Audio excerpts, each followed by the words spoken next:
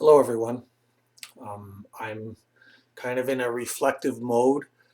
I'm a person who you are, if you know me at all, know that I'm interested in culture and culture change. And in fact, my work as a specialized transitional minister is really about culture change, changing the culture and understanding of a church in many ways because we tend to get stuck. We tend to get stuck as individuals, but also as groups.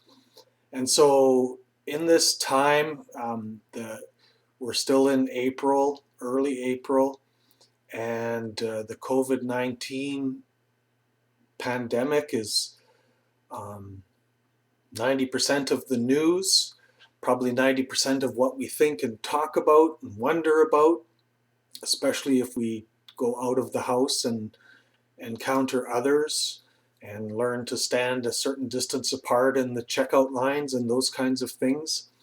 And um, we say to each other, it feels like nothing's going to be the same again. I saw one encouragement by a person to actually write down what you're experiencing now because maybe in 10 years you won't believe it was this way anymore.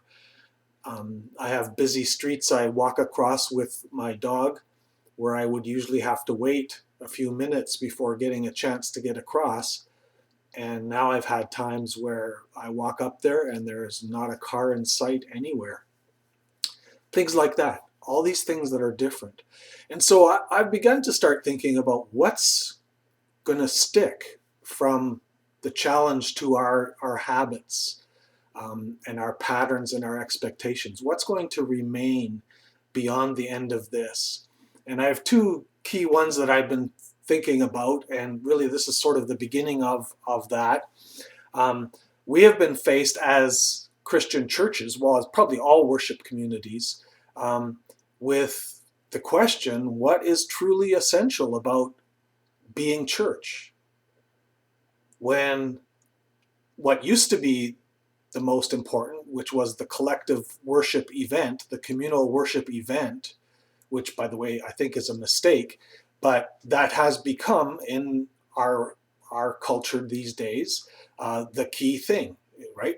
We'll talk about a person as not attending church anymore as if that's some terrible thing, not the fact that maybe they're out of a relationship with God, but we measure everything by this attendance.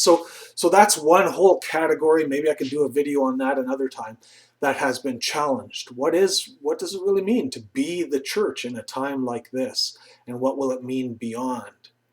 Will many of us continue the cyber alternatives that we've developed as we adapt to this new reality?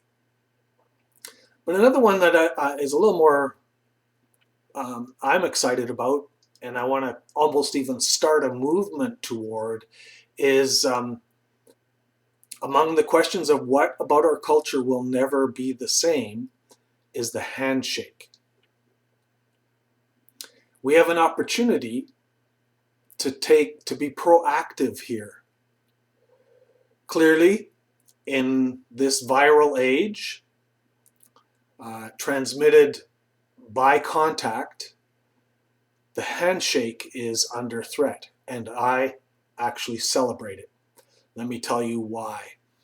Have you ever had it in this COVID-19 time, by the way, where you meet somebody and they extend their hand to you and you're reaching back without even thinking? That's how automatic the handshake is for us as a cultural thing. So I did some reading, just some superficial reading about this, and it first shows up in art in about 500 BC with Greek soldiers shaking hands. And the belief is that the handshake itself um, means is a demonstration that you do not have a weapon in your right hand. That's why we use the right hand, which was usually the fighting hand.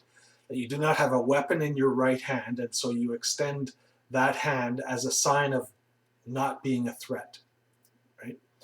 In some stages of the world, it used to be apparently popular to hide a weapon in your sleeve. And so then it also became not just shaking the hand, but then the other hand would be put just behind the wrist like this to check for weapons.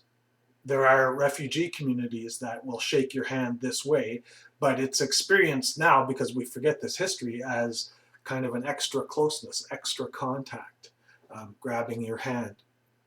One of the things I enjoy doing, maybe I shouldn't give away the secret now, but coming to starting a new contract in a church, particularly the ones that are more traditionalistic or ritualistic, and by that I mean that they are conserving rituals and traditions, but in many cases it's been proven to me that they have no idea what these things mean.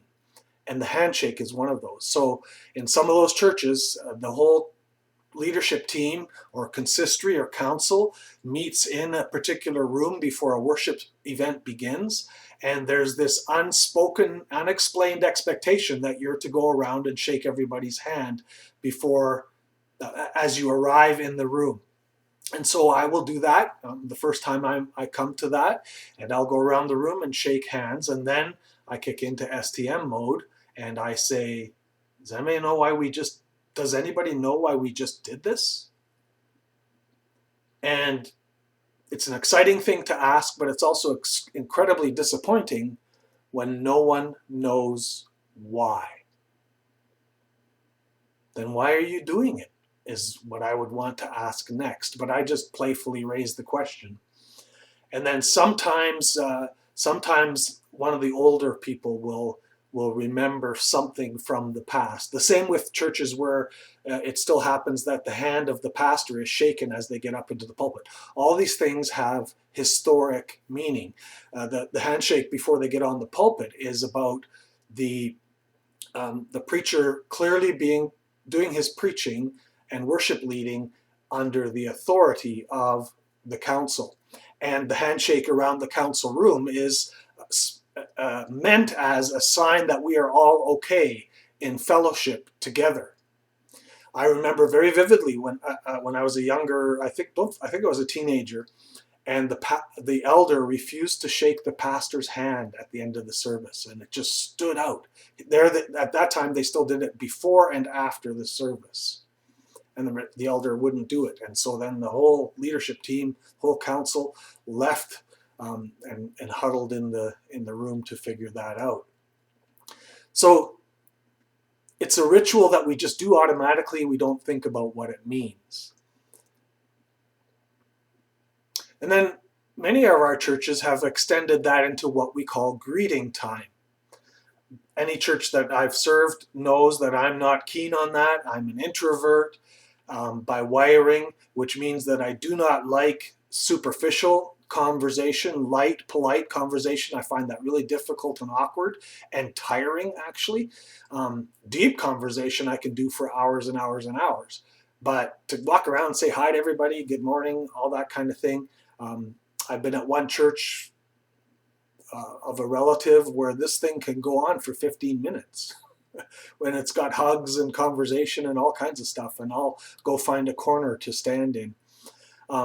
Doesn't mean I make a church not do it anymore, but I let them know that I don't like it. And so it just the socialness for me also, then giving reasons, the socialness of it all seems to be in conflict for me with the idea that we're now focusing on God. And so it tends to be, usually when it's implemented, a part of a very social focus to worship rather than a focus on God, and I have some trouble with that. I'm not saying it's biblically right or wrong. I just say I have trouble with the whole thing. In the same way, I used to have trouble as a kid. Oh man, because we lived in Europe for a while, and European relatives would come, and then they expect this two-cheek kiss, right? So you'd have these smelly ants with the perfume that's overwhelming, and then they would insist on bending over and giving you a kiss on each cheek, and no thank you, no thank you. That's another custom that must need to be reconsidered. So in a post-COVID age, What can we do instead?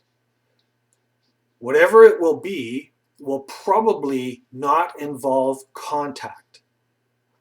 And there, other cultures have developed some good greetings that do not involve contact. Probably, and I'm completely speculating here, but for instance, just the short bow like that, that some Asian cultures have, um, sometimes with the hands brought. I just learned today that this is called namaste. Um, but bringing the hands together in some way in front of you, and then accompanied by a bow, is a non-contact way of greeting. And I'd love to implement that one time at greeting time at church. So let's just do this. And whatever follows after this time probably will not have contact. I don't think everybody's going to quickly put gloves on and shake hands or slather themselves after they do that, the handshaking. So we have an opportunity to discover something else, to create something else. Other cultures have something like this, where you touch your forehead and you bend. And there are many greetings that in the past, when men would wear hats, it was customary to tip the hat whenever you met somebody in the hall. You lift your hat. A lot of these also communicated status and things like that. So I'm kind of glad a lot of those are gone for those kinds of reasons. So I'm going to propose that we start thinking about and actually having discussions about what can we do next. Can we develop something like where we just go like this? Or maybe even the crossing of the self and bowing, as a Christian greeting. There's also, of course, biblically, the holy kiss, which is probably the root of many of these kinds of greeting times and hugs and two cheek kisses and all that kind of thing. I found a lovely picture of that's painting that's supposed to be of Paul, the Apostle Paul and Peter, in chains, giving each other a holy kiss before they were martyred. And it seems to be that kind of an action. So for those of you who like to start thinking about how things are going to be different and maybe like to start shaping how things are going to be next, here's one to give input on, to start suggesting ideas, maybe even creating something that has not happened before. That can be the new greeting publicly, or the new Christian greeting, or some other category like that. Bring on the ideas. Let's talk about this. Till we meet again, shalom and serenity to you all.